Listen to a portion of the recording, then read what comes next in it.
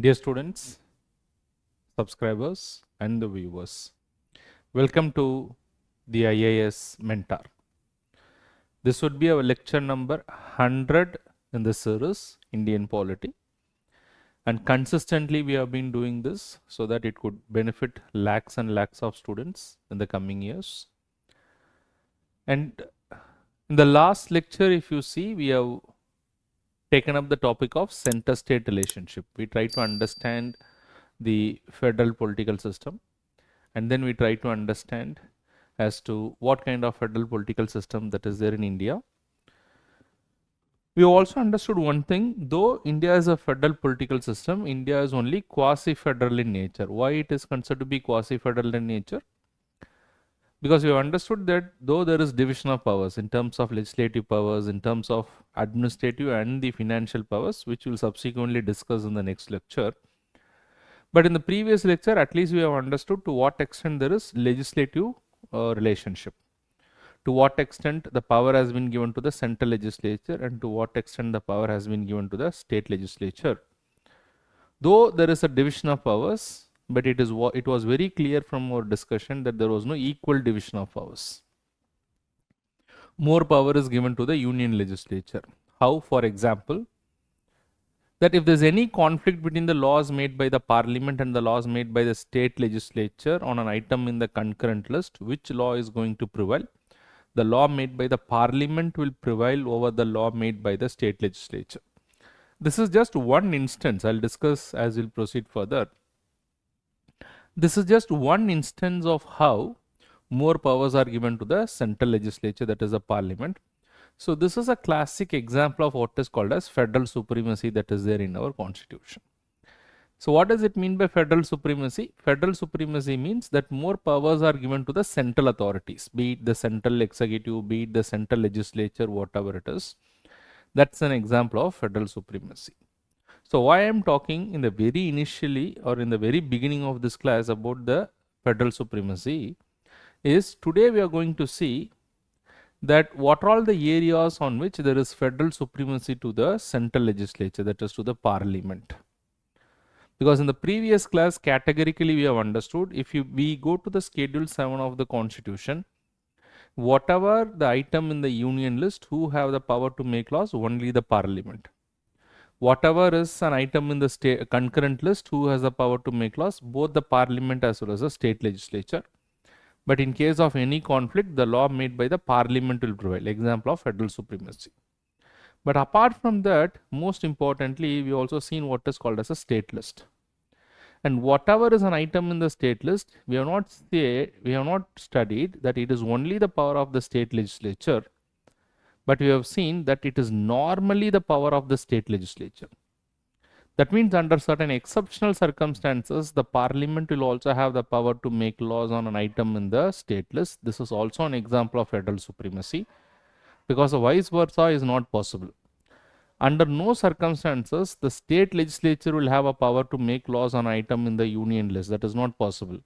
But under certain exceptional circumstances, the parliament will have the power to make laws on an item in the state list. So what are those conditions? The constitution provides for 5 such exceptional circumstances under Article 249 of the constitution, Article 250 of the constitution, Article 252 of the constitution, Article 253 of the constitution, and Article 356 of the constitution. We are going to study one by one. Each and every single article which I am going to discuss today is a potential question in your UPSC prelims examination, and can be asked in other state service examination or in other competitive examination as well. So please make a note of whatever I am going to discuss today. So the first thing is under Article 249 of the Constitution, which talks about what is called as national interest. That means in national interest, under certain conditions, the parliament will have the power to make laws on an item in the state list. I will discuss that elaborately. During proclamation of national emergency. So the proclamation of national emergency is not done under Article 250. The proclamation of national emergency is done under Article 352 of the Constitution. But whenever there is a national emergency in our country under Article 352, Then Article 250 of the Constitution comes into force, where Article 250 of the Constitution gives the power to the Parliament to make a law on an item in the state list. And apart from that, if two or more state legislatures voluntarily, say take the example of state legislature of Karnataka, take the example state legislature of Andhra Pradesh, they voluntarily come together, they pass a resolution, and through that resolution they can ask Parliament to make a law on an item in a state list, so that this law can apply to both the states. So this can also be done under Article 253 of the Constitution. 252 of the Constitution. I'll discuss each and every one of them one by one. And then to implement certain international treaties. Say for example, today India enters into international treaty with various countries. Say for example, there's an international treaty with regard to protection of the endangered species. So India has entered into an agreement to protect the endangered species in our country. So to protect the endangered species, India though entered into an agreement to implement that in our country, we need a law. So if a law is made by the Parliament, that law can be made by the Parliament, though it may be an item which is related or a subject matter related to the state list. So that does not prevent the Parliament in making the law, because an item is there in the state list, provided an international agreement is made by the Parliament by India in this regard. So this can be done under Article 253 of the Constitution. And then of course, when there's a state emergency in a particular case, the President of India can impose state emergency, that is President rule in a particular state under Article 356. So whenever the state emergency is imposed in a particular state under Article 356 of the Constitution, then also the Parliament will have the power to make laws on an item in the state list. So these are all the 5 exceptional circumstances under the Constitution where the Parliament will have the power to make laws on an item in the state list. So this is the broader understanding that I have given, but now let us try to discuss that one by one. So what is this Article 249 of the Constitution? That is how in national interest, under what circumstances, under what conditions, the Parliament will have the power to make laws on an item in the state list. So first and foremost of that is what is called as national interest under Article 249 of the Constitution. So when you say Article 249 of the Constitution in national interest, the Parliament shall have the power to make law on an item in the state list, but provided that it should be national interest. So who is to say that it is in national interest the Parliament is going to make a law? So for which the Rajya Sabha has to pass a resolution. Think of this particular way. Let us take the example of health. Health is an item in what is called as the state list, not in the union list. So normally the states are supposed to make a law. But suppose let us assume there is a sudden pandemic in our country. So the union government wanted to bring in a law uniform in this particular area. So therefore in national interest, if Rajya Sabha in the Parliament, within the Parliament, if Rajya Sabha passes a resolution, so, and what is the majority with which the Rajya Sabha has to pass a resolution? The Rajya Sabha has to pass a resolution by a special majority. And the special majority in this case is not less than 2/3 of the members present in the Rajya Sabha should be voting in its favor. So that is not less than 2/3 of the members present and voting in the Rajya Sabha passes a resolution authorizing the Parliament to make a law on an item in the state list in national interest.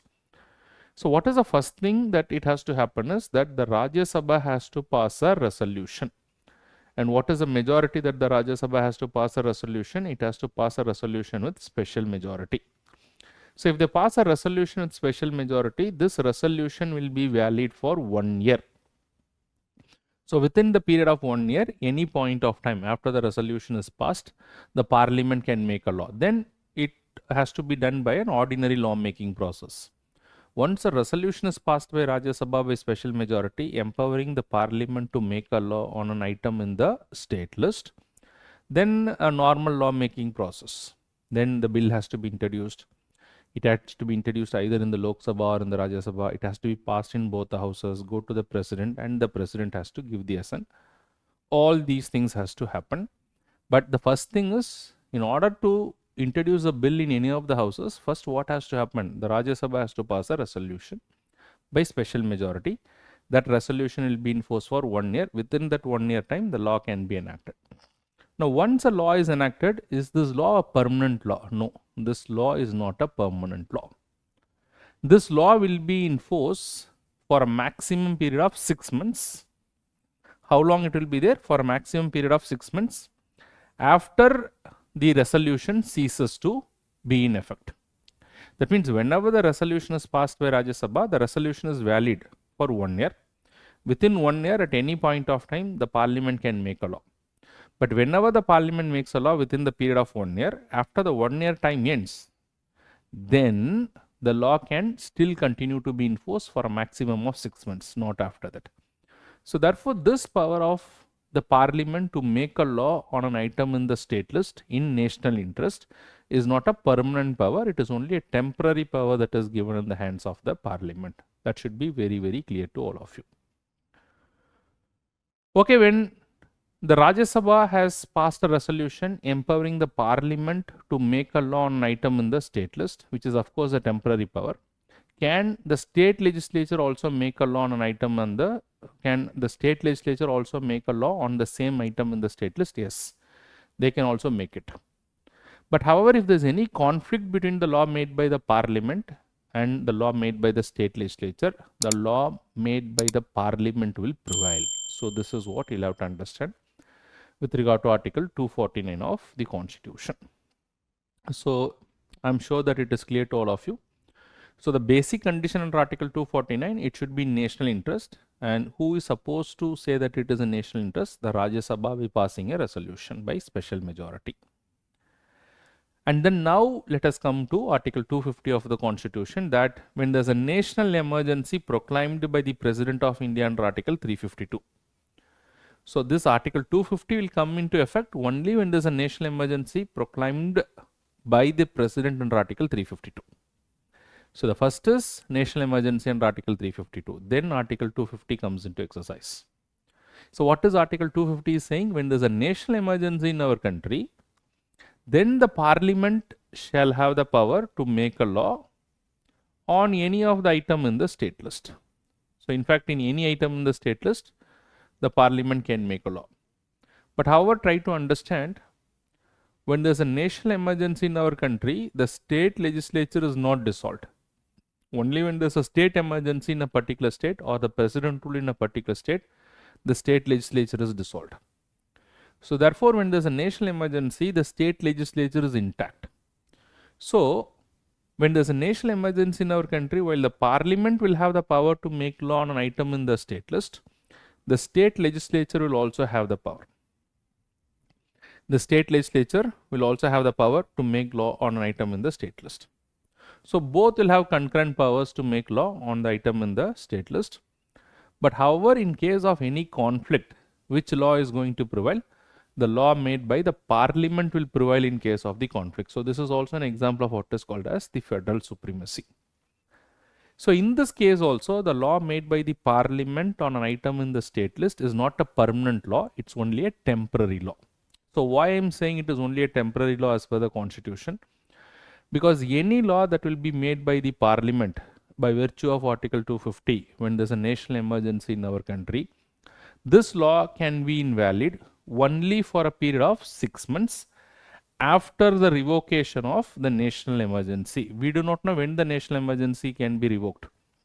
The national emergency can be revoked by the president on the aid and advice of the Council of Ministers. So assume this, whenever there's a national emergency, during national emergency, the parliament will have the power to make a law on an item in the state list.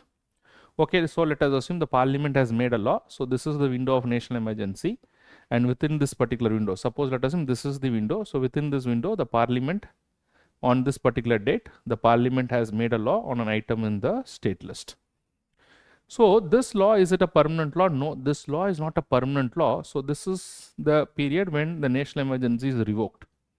So whenever the day or the date the national emergency is revoked, so from this point of time, this law that is made by the parliament on an item in the state list can continue only for 6 months. After 6 months, the law ceases to exist. So this is what basically you'll have to understand. So two things that you have to understand with regard to Article 249 and Article 250. In both the cases, the parliament will have the power to make laws on an item in the state list. Under Article 249, it is in national interest. Under Article 250, when there is a national emergency in our country. In both the cases, it does not take away the power of the state legislature. The state legislature can also make laws. The parliament can also make laws. But in both the cases, if there's a conflict between the laws made by the parliament and the law made by the state legislature, the law made by the parliament will prevail. In both the cases, the law made by the parliament is only temporary in nature. In case of Article 249, it can exist only 6 months after the resolution ceases to exist. In case of Article 250, the law made by the parliament on an item in the state list can exist only for a period of 6 months after the national emergency is revoked. So this is what you'll have to understand with regard to Article 249 and Article 250. But apart from that, there's also one more article on which the parliament can make a law on an item in the state list, that is by virtue of Article 252 of the Constitution. But Article 252 of the Constitution is quite different. So there's a precondition for the parliament to exercise its power under Article 252. What is a precondition? Article 252 of the Constitution is saying at least 2 state legislatures have to pass a resolution. Say for example, state legislature of Tamil Nadu, example, and the state legislature of Kerala. It is just an example, not necessarily these 2 state legislature. It can be any of the other state legislature also. Now why I am taking this example? Because these 2 states have a common border. So let us assume that these 2 states wanted to have a law which applies in both the states. But if a law is made by the state of Tamil Nadu, that is the state legislature of Tamil Nadu, that law can apply only in the state of Tamil Nadu. And if a law is made by the state legislature of Karnataka, that law can apply only in the state of in the state of Kerala. But because they do have a border and they wanted to have some law which is related to, let us assume, interstate trade or some border related things, they wanted to have a common law to regulate certain affairs along the border. So in order to have a common law, then that law should be made by parliament, because if the parliament makes a law, it can have application throughout the territory of India or in any part of India, but not the state legislatures. So therefore, under Article 252 of the Constitution, if these 2 states wanted to have a common law, then the Legislative Assembly of Tamil Nadu and the Legislative Assembly of Kerala has to pass a resolution requesting the parliament to make a law, and they have to pass a resolution by simple majority. So minimum 2 states have to pass a resolution, then only the parliament will make a law. If only one state makes a resolution, the parliament will not make a law. If minimum 2 states make a resolution by simple majority requesting the parliament to make a law, then the parliament can make a law on an item in the state list. And these 2 laws will apply, the law that is made by the parliament on the item in the state list will apply in these 2 states. And in this case, it is a permanent law. It is not a temporary law. So in the future, if at all the law has to be amended, it can be amended only by the parliament and not by the state legislature. So this is very, very important. Okay, now let us assume initially the state of Tamil Nadu and state of Karnataka has passed this law, passed a resolution, requested the parliament to make this law. The parliament has made this law, and that is applicable in the state of Tamil Nadu and Kerala. Now Karnataka also wanted to have this law. The state of Karnataka, the state of Andhra Pradesh and the state of Telangana, all of them also wanted to have this particular law. So can they also have this particular law? It's a very simple process, yes. What they have to do is, they don't have to request the parliament. They just pass a resolution in their state legislature by simple majority, and they can actually adopt this particular law, because the law is already there. All that has to be done by the legislature of the other 3 states who wanted to have this law is to pass a resolution in their respective state legislature, and they can directly adopt this law. Now once they pass a resolution by simple majority, adopt this law, in the future this law will apply in all these states as well. So totally 5 states will have this law. In the future, in any of these, in any of the provisions of this law is to be amended, that can be done only by the parliament and not by the state legislature. So this is basically what we'll have to understand under Article 252 of the Constitution. Now this provision is used only when 2 or more states wanted to have a common law. Otherwise, they do not normally make this request to the parliament. Then the next thing is Article 253 of the Constitution, where the Parliament is empowered to make a law on any item in the state list, provided the law is made with an intention of giving effect to any of the international treaties. Say, for example, the government of India has entered into a treaty with regard to what is called as anti-hijacking convention to prevent hijacking in our country. And to that extent, they have made a law today. And in fact, many of the states had problem that this anti-hijacking law in our country is related to law and order in a particular state. And law and order is an item related to the state list. But nothing prevents the parliament to make a law to give effect to any of the international treaties, even if to make a law on those international treaties, if those items belong to the state list, still the parliament need not take any permission from the states. Without the permission of the states or without the consent of the states, they can make this law. And to that extent, the power is given to the parliament by virtue of Article 253 of the Constitution. So here the key word is that the parliament does not need any consent of the states, provided that they are making a law on an item in the state list to give effect to what? To give effect to any of the international treaties. That is what is very important. So this is again an important provision. Now the last exception under the Constitution where the parliament can make a law on an item in the state list is under Article 356 of the Constitution.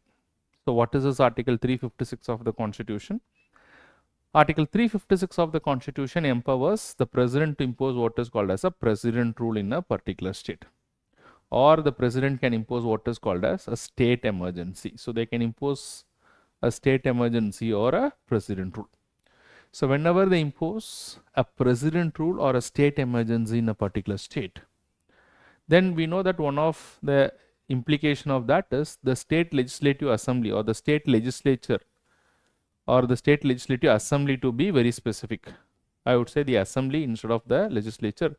The state legislative assembly is dissolved.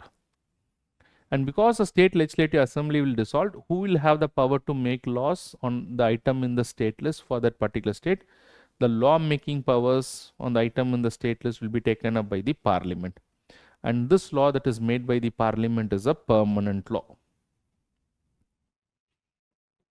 So till the time the new government is formed, after the legislative assembly election happens in that particular state, this law will continue to exist. And even after the new government is formed, also this law would continue to exist. But if the state legislature wants, they can amend this law in the future. But till the time the law is amended, this law will be a permanent law. So this is basically what you'll have to understand under Article 356 of the Constitution. So try to understand Article 249, Article 250, Article 252, Article 253, Article 356. These are all classic examples of federal supremacy, because all these articles are empowering the parliament to make a law on an item in the state list. Although in certain cases it's a temporary law, in certain cases it's a permanent law. So based on my discussion, so just put your answers to this particular question in the comment box. Under which article it is only a temporary power out of these 5 articles? Under which article it is a permanent power of the parliament to make a law on an item in the state list? Alright, so these are all examples of federal supremacy. And in fact, if you look into the legislative relation between the center and the states, this federal supremacy itself is a conflict. Many states did not like giving the supremacy to the parliament rather than the state legislature. But apart from this, there is also a lot of other issues when it comes to the legislative relationship between the center and the states.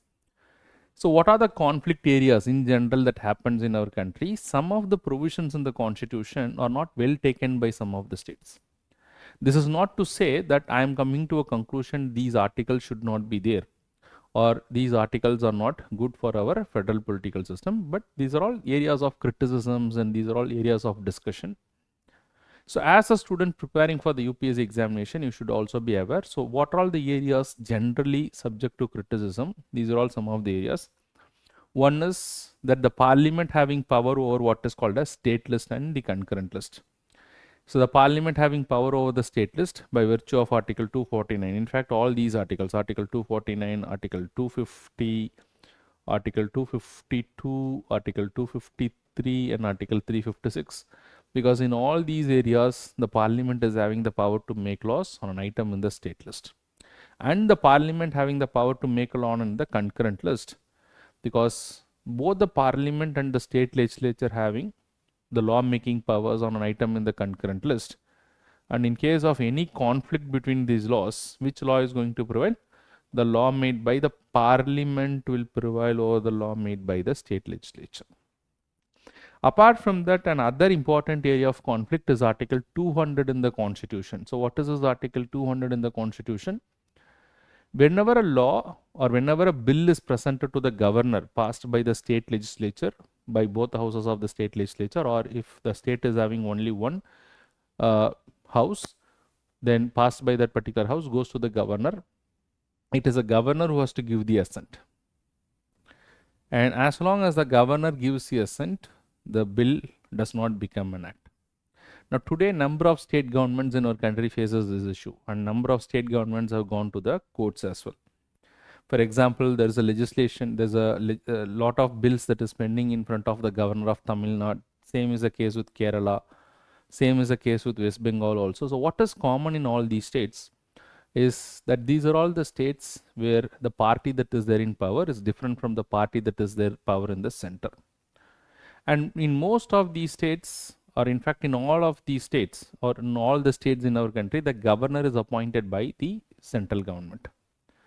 So therefore, if the governor becomes a political personality, which he is not supposed to be, he should be a neutral person. But if the governor turns out to be a political person, then by exercising his power under Article 200, he can create lot of issues to the states. He can create issues to the democratically elected state governments, which is what is a concern that was raised by various experts and by various state governments. And in fact, one of the power under Article 200 of the Constitution is also he can reserve the bill for the consideration of the president. So reserving of the bills for the president of India. While the governor can exercise number of options under Article 200, he can also exercise his power to reserve the bills for the consideration of the president. And once he chooses to reserve the bill for the consideration of the president, then the fate of this bill will be decided only by the president. And what bills he can reserve for the consideration of the president, that is again a discretionary power of the governor under Article 200. So therefore, in all these things, you can understand how the center is having control over the laws that can be made by the states, even on an item in the state list. So you can ask me, sir, how do you say that the center is having control? Because the governor is appointed by the center, and through the office of the governor, they may exercise control indirectly. And then once the bill goes to the president for his assent, if the governor reserves a bill for the consideration of the president under Article 200, then what is going to happen to the fate of this particular bill will be decided by the president under Article 201 of the Constitution. So therefore, in number of areas, you can see that either directly or indirectly, how the central authority is having power over what type of laws can be enacted by the state legislature, even on an item in the state list. So these are all some of the areas which are subject to a lot of criticism and conflict, and these all areas clearly indicate the provisions of what is called as federal supremacy under the Constitution of India. So this area is also very relevant for your mains examination. With examples and all those things, you can quote it. In fact, there was a question on federal supremacy a few years back. So with that, we are coming to the end of the legislative relation between the center and the states. In the next lecture, I will discuss about the administrative as well as the financial relation between the center and the states. That is again a very, very important topic. Alright, so before I wind up the lecture, as usual, let us do the questions, because doing questions is the most important area after understanding the concepts. Come to the question. The Parliament of India acquires the power to legislate on any item in the state list in national interest if a resolution to that effect is passed by Lok Sabha by simple majority, Lok Sabha by a majority of not less than 2/3 of the members present and voting, 2/3 of the total membership, Rajya Sabha by a simple majority, Rajya Sabha by a majority of not less than 2/3 of the members present and voting. So among the four, which is the right answer? You can put your answers in the comment box. So with that, I am coming to the end of lecture number 100, which is a milestone in our series. This series will go on for another a month or so, before which I'll try to complete this particular series. It is going to be extremely useful to the students preparing for the UPSC examination. So with that, the entire series, I will also do a current affairs series on the Indian polity, especially to help out the students who will be appearing for prelims 2025. And I can say with this series and the current affairs series, where I'm planning to cover almost 50 important topics for the entire year. And if you can cover the Indian polity series and the current affairs series, I'm sure that 80 to 90% of the questions in your prelims examination can be solved. If there are 15 questions, you will be able to solve 13 to 14 questions. If there are 20 questions, you will be able to solve at least 18 questions. So this is something that I can guarantee from my experience. So if you have any other queries or doubts related to the UPSC examination or preparation on any subject, you can reach out to me through my Instagram account or through my Telegram account. You can think me as your friend, mentor, guide who can help you in this examination process. All right. So with that, I'll wind up this particular lecture. If you like this lecture, please share it with your friends and family members. Thank you very much. All the very best.